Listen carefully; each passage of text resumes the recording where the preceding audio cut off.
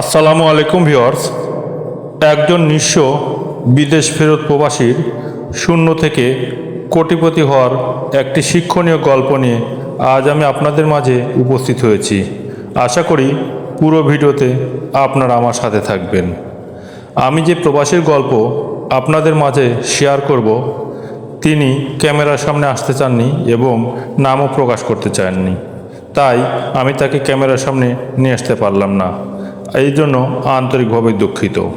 তবে তার সাথে কথা বলে আমি যে বিষয়গুলো জানতে পারলাম, এখন আমি আপনাদের মাঝে তার সফলতার গল্প আমি আপনাদের মাঝে তুলে ধরব। গল্পটি শুরু হয় আজ থেকে 7 বছর পূর্বে। তিনি বিদেশে পাড়ি জমান, কিন্তু সেখানে গিয়ে ভিসা জটিলতা এবং দালালের খপ্পরে পড়ে একেবারে নিঃস্ব হয়ে তিনি দেশে ফেরত চলে আসেন। দেশে এসেই সয়সম্বল বলেছিল বাবার পৈতৃক সূত্রে পাওয়া সামান্য জমি।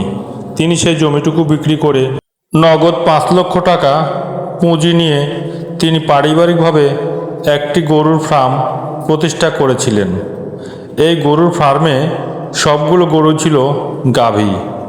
তারপর আস্তে আস্তে এই গাভী থেকে বাচ্চা হতে হতে আজ 7 বছর পরে তার ফার্মে প্রায় 70 থেকে 80টি গরু বর্তমানে আছে। প্রতিটি গরু গড়ে বিক্রি করলে 1.5 থেকে প্রায় 2 লক্ষ টাকা বিক্রি হবে। আর আপনারা দেখতে পাচ্ছেন এই গরুগুলো মার্শাল্লাহ অনেক বড় বড় এবং অস্ট্রেলিয়ান ফিজিয়াম এবং ক্রসের কিছু গরু আছে। আর এই গরুতে প্রতিটি গরু প্রায় 10 থেকে 12 কেজি করে প্রতিদিন দুধ দেয়। এই দুধগুলো বিক্রি করে তিনি প্রতিদিন মোটা অঙ্কের ভালো কিছু টাকা পান।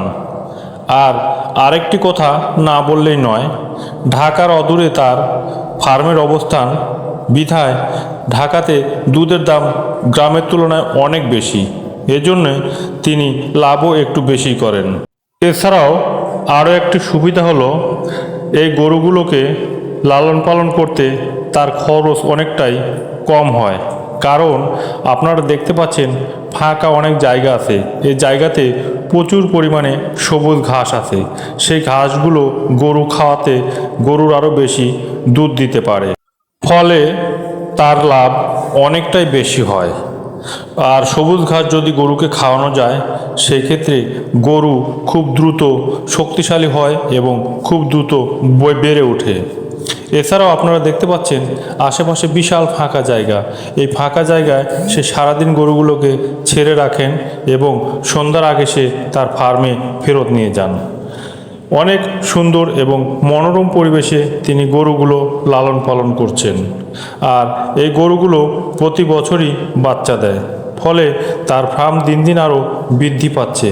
ভিউয়ার্স, আমার ভিডিওটি আর বেশি দীর্ঘায়িত করতে চাচ্ছি না। ভিডিওটি কেমন লাগলো তা অবশ্যই লাইক কমেন্টে জানাবেন।